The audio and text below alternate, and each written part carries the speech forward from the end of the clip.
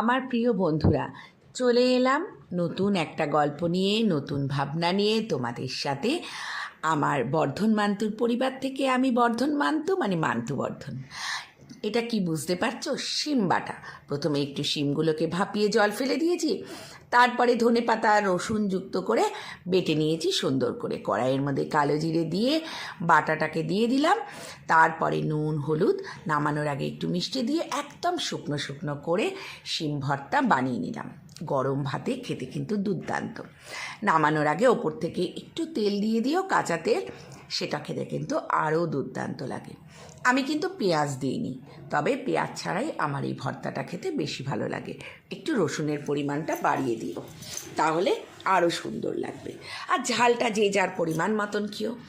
আশা করি তোমাদের কাছে আমি অনেকটাই মন জয় করতে পেরেছি। জানি না এটা আমার ভাবনা থেকে বললাম, যদি নাও পারি তাও আমাকে বলো যদি তোমাদের কোনো ভুল ত্রুটি মনে হয় আমার কোনো কিছু। এই ভাজাটা ভেজে নিচ্ছিলাম, একটু চিড়ার পোলাও খাবো, তাই জন্য ভেজে নিয়ে একটু চিড়ার পোলাও টিফিনে বানিয়ে নিলাম। তারপর একটু বেরোতে হয়েছিল বিশেষ একটা কারণে। কি বিশেষ কারণ? চলো সঙ্গে নিয়ে দেখছি। অসাধারণ, বিশ্বাস করো, যত বলবো ততই মনে হয় কম বলা হবে। এত সুন্দর একটা গ্রাম্য পরিবেশের মাঝখান দিয়ে নীল আকাশ দেখো কি সুন্দর দেখা যাচ্ছে।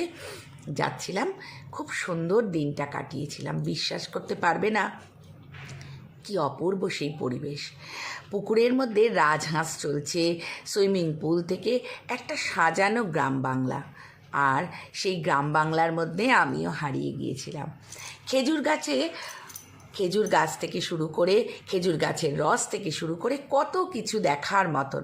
জানতামই না আমারই ঘরের কাছে এত সুন্দর একটা গ্রাম বাংলা রয়েছে। এটা আমার এক দিদি, এক বন্ধুতুল্য দিদি, যার আমন্ত্রণে চলে গিয়েছিলাম এইখানে। সারাটা দিন ভীষণ ভালো বন্ধুদের সাথে কাটিয়েছি।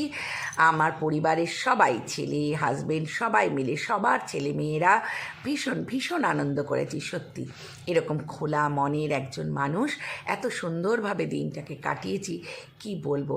দেখো সবাই কিন্তু কিছুকে দিয়ে আমরা দেখছি, ভয়েস দিচ্ছি, আর স্মৃতির পটে সেই মুহূর্তটাই ফিরে আসছে। জানো তো, বন্ধু হওয়া উচিত কেমন? বন্ধু হওয়া উচিত খোলা মনের, যে নাকি আমার ভুল ত্রুটিগুলো আমাকেই বলবে, আমার আড়ালে কিন্তু বলবে না। তারপরে গানের সাথে সাথে নাচ করছিলাম। কি গান জানো?